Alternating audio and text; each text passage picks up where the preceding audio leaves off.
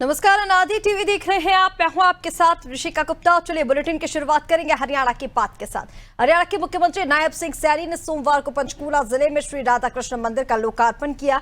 ये मंदिर सुर्ख दर्शनपुर गांव में स्थित श्री माधव गौशाला में बनाया गया। सीएम सैनी ने मंदिर का लोकार्पण कर पूजा अर्चना की और पौधारोपण कर गौ माता को चारा भी खिलाया। और इस मौके पर मुख्यमंत्री ने अपने कोष से 21 लाख रुपए और शिक्षा मंत्री महिपाल डांडा और कृषि एवं किसान कल्याण मंत्री श्याम सिंह राणा ने भी अपनी ओर से 11-11 लाख रुपए माधव गौशाला को देने की घोषणा की।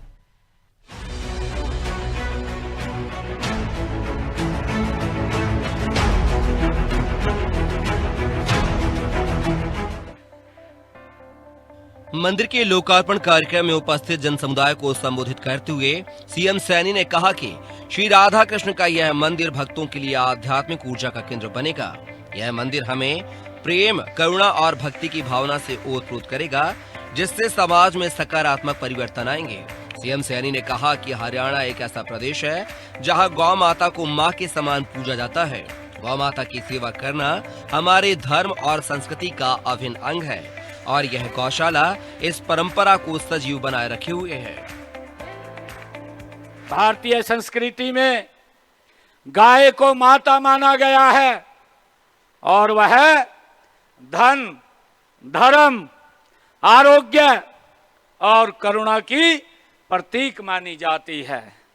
श्री कृष्ण जी स्वयं इस भावना के प्रतीक बने कि उन्होंने यह सिखाया कि गौ माता का सम्मान करना धर्म, मानवता और प्रकृति का सम्मान करना है।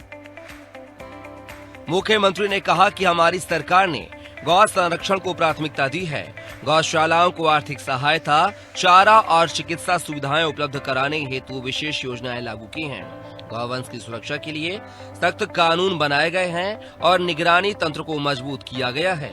सीएम सैनी ने कहा कि प्रदेश में गौशालाओं को आत्मनिर्भर बनाया जा रहा है। इस वर्ष गौशालाओं का बजट 595 करोड़ रुपए किया गया है, जबकि 2014 से पहले यह बजट मात्र 2 करोड़ रुपए का था। चारे के लिए जमीन की व्यवस्था भी प्रदेश सरकार ने की है और अब गौशालाएं चारे के लिए गौचरान की भूमि का उपयोग कर सकती हैं। गौ माता बेसहारा न रहें, इसके लिए 3 गौ अभ्यारण्य स्थापित किए गए हैं। 50 गौशालाओं में शेड बनाए जा चुके हैं। सीएम सैनी ने कहा है कि वर्ष 2014 तक हरियाणा में 215 पंजीकृत गौशालाओं में केवल 1,74,000 गौवंश था, लेकिन इस समय राज्य में 683 पंजीकृत गौशालाएं हैं। इनमें 4 लाख बेसहारा गौवंश का पालन पोषण हो रहा है। गौशालाओं को आर्थिक सहायता, चारा और चिकित्सा सुविधाएं उपलब्ध कराने के हेतु विशेष योजनाएं लागू की हैं। गौवंश की सुरक्षा के लिए सख्त कानून भी हमारी सरकार ने बनाए हैं और निगरानी तंत्र को भी हमने मजबूत किया है। मुझे खुशी है, आपको यह जानकर खुशी भी होगी कि इस बजट में गौशालाओं के लिए हमने 595 करोड़ रुपए का प्रावधान किया है।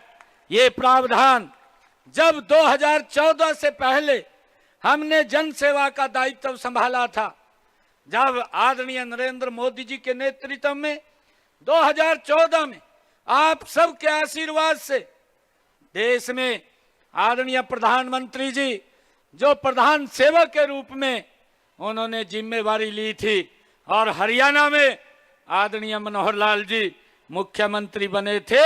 ये 2014 से पहले जो बजट था वो मात्र 2 करोड़ रुपए था, जिसको हमने 10 वर्षों के अंदर बढ़ा करके 595 करोड़ रुपया कर दिया है।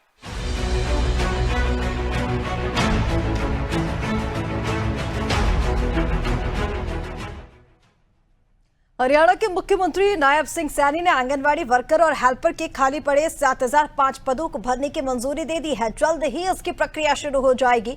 महिला एवं बाल विकास विभाग के अनुसार 10 वर्ष से अधिक अनुभव वाली आंगनवाड़ी वर्करों को वर्तमान में 14,750 रुपए मानदेय मिल रहा है। 10 वर्ष से कम अनुभव वाली आंगनबाड़ी वर्करों को 13,250 रुपए मानदेय मिल रहा है। इसके अलावा आंगनबाड़ी हेल्परों को 7,900 रुपए मानदेय दिया जा रहा है।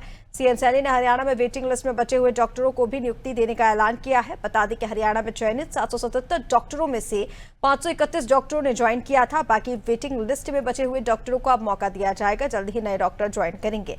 अब तक राज्य में 200 डॉक्टरों की बायोमेट्रिक और डॉक्यूमेंट्रिक वेरिफिकेशन का काम पूरा हो चुका है।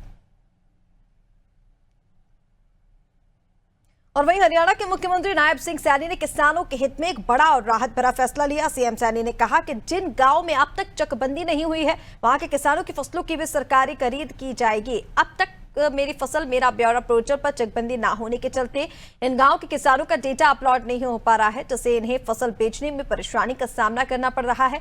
इस मुद्दे को गंभीरता से लेते हुए सीएम सैनी ने वरिष्ठ अधिकारियों के साथ बैठक कर बड़ा निर्णय लिया। सीएम सैनी ने निर्देश दिए कि ऐसे गांव में फसल खरीद के लिए अब ऑफलाइन व्यवस्था लागू की जाएगी, ताकि किसी भी किसान को कष्ट ना उठाना पड़े। सीएम सैनी ने कहा कि हमारी सरकार हर हाल में किसानों के साथ है, चाहे चकबंदी हो या ना हो, किसी भी किसान की फसल की खरीद रुकने नहीं दी जाएगी।